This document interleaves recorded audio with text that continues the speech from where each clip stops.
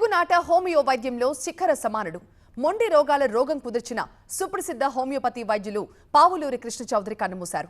95 ఏళ్ల కృష్ణ చౌదరి అనారోగ్య సమస్యలతో కొద్ది రోజులుగా ఇంటి వద్దే చికిత్స పొందుతున్నారు. నిన్న రాత్రి ఆయన పరిస్థితి విషమించడంతో తుది శ్వాస విడిచారు.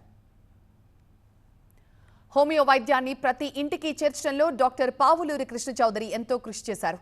జీవితమంతా హోమియో వైద్య విధానాల విస్తృతికి అభివృద్ధికి కేటాయించారు. మొండి వ్యాధుల్ని నయం చేశారు ఆయన.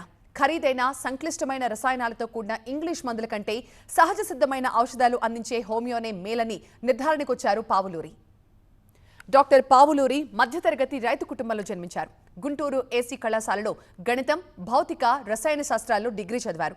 తర్వాత విశాఖపట్నం ప్రభుత్వ వైద్య కళాశాలలో ఎంబీబీఎస్ పూర్తి చేశారు.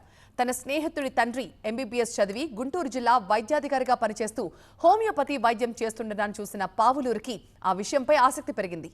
తన ఇస్నోఫీలియా సమస్యకు ఆయన వద్ద చికిత్స పొంది ఉపశమనం పొందడంతో పావులూరికి హోమియో వైద్యంపై గురి కుదిరింది. ఆ సంకల్పంతోనే లండన్ వెళ్లి హోమియో వైద్యంలో పట్టా పొందారు. స్వదేశానికి తిరిగి వచ్చి పూర్తిగా ఆ వైద్య సేవలకి అంకితమయ్యారు. హోమియో వైద్యంలో ఛాంపియన్గా కొనసాగారు. జనంలో అంతగా ప్రాచుర్యం లేని రోజుల్లోనే ఆ చికిత్సా విధానాలను అందరికీ చేరువయ్యేలా చేశారు పావులూరి కృష్ణ చౌదరి.